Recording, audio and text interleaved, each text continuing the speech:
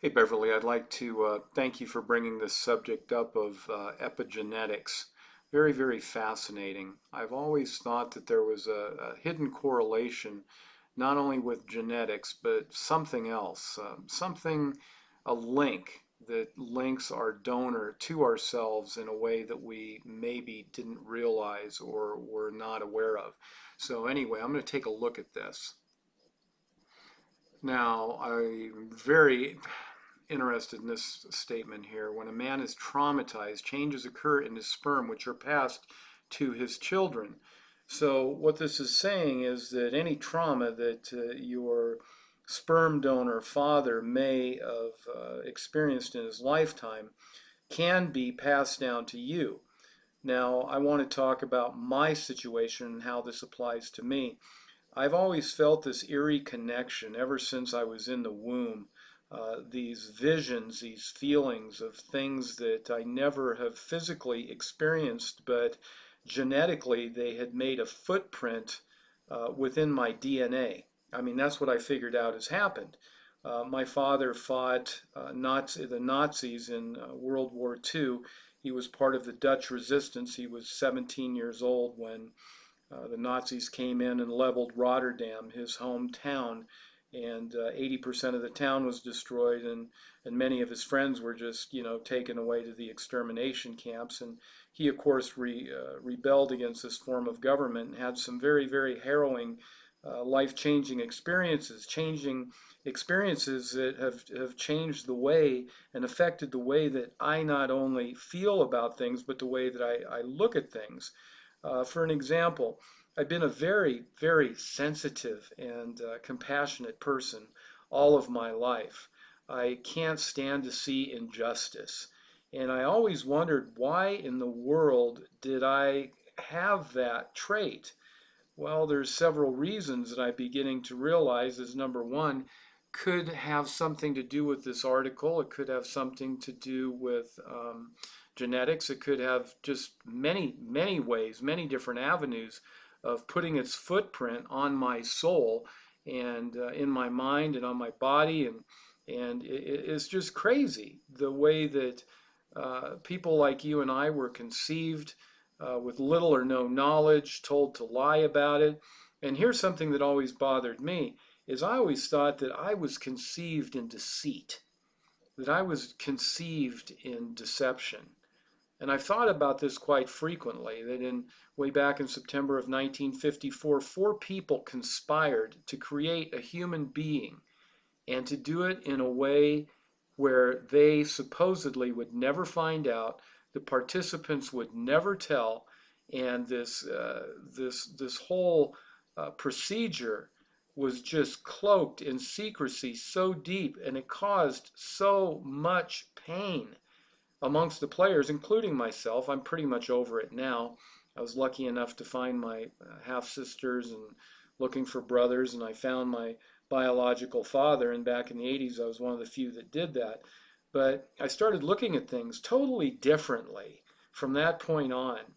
And, I always ask myself too, I say, would I have been better off not knowing? It's caused so much trauma. Well, I got to remember too that there was so much trauma in my life that I would hate to ever consider that I wouldn't have found out, that I just simply wouldn't have found out. So I need to keep this kind of short. They are limiting my time that I make on these posting these videos, but I wanted to talk about something else too. So here's this article here. Is Detoxigenomics. And let me here get to, now here's a question. Is there a correlation between epigenetics and detoxigenomics? Now, detoxigenomics is how you detoxify things in your system, and it's caused by genetics.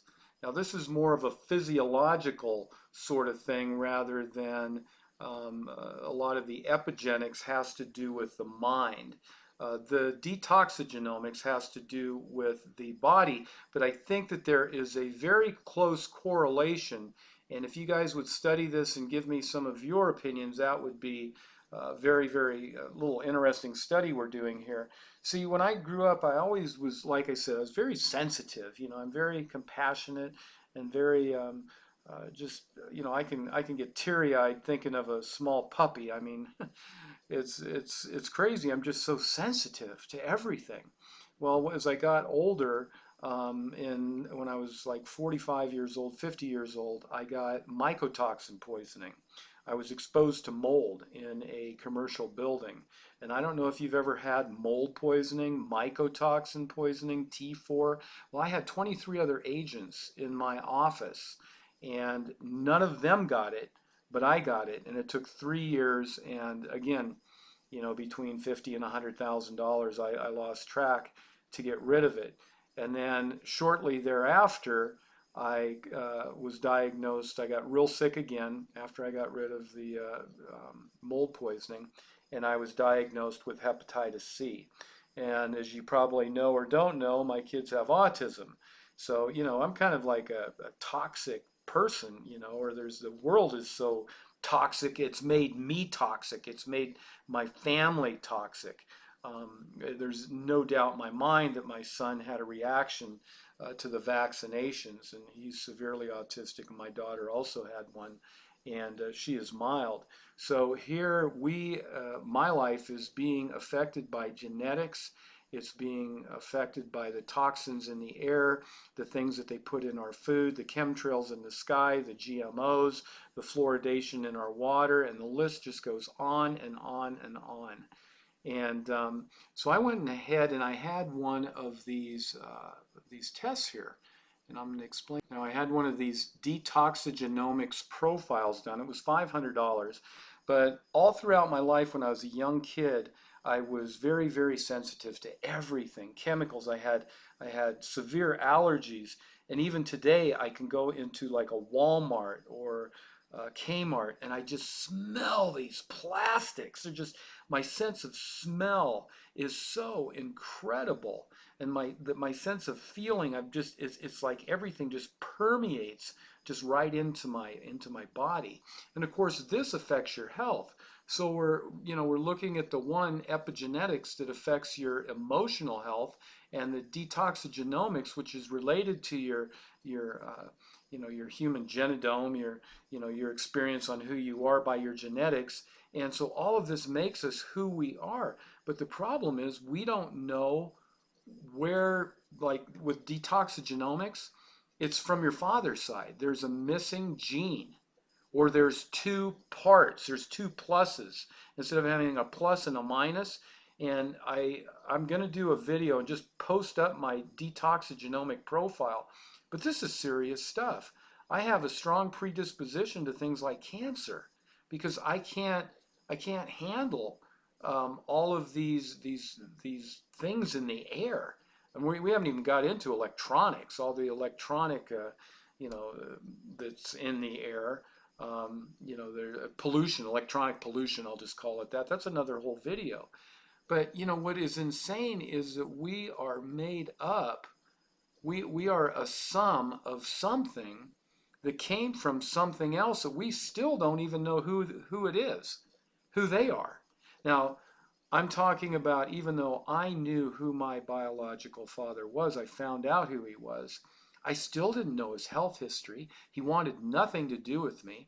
The emotional damage that caused me was great. And here it is, epigenetics. That's it. Detoxigenomics. So there's a correlation between these two.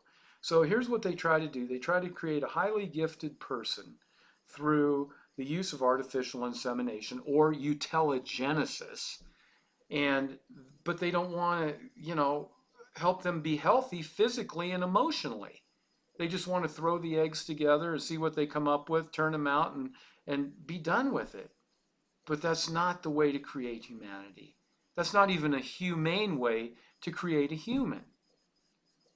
We have enough questions and challenges in life trying to get through this world without having this be another part, another mystery. And it's a mystery that will never, ever go away. Please put your comments below. Be a bigger part of the Bill Cordray's news group. And let's get through this, guys. Let's keep working forward to making ourselves better through this experience, because it's a lonely place out there. And I thank God that, I've reconnected with this group, and hopefully can even heal more, just like you. Adios.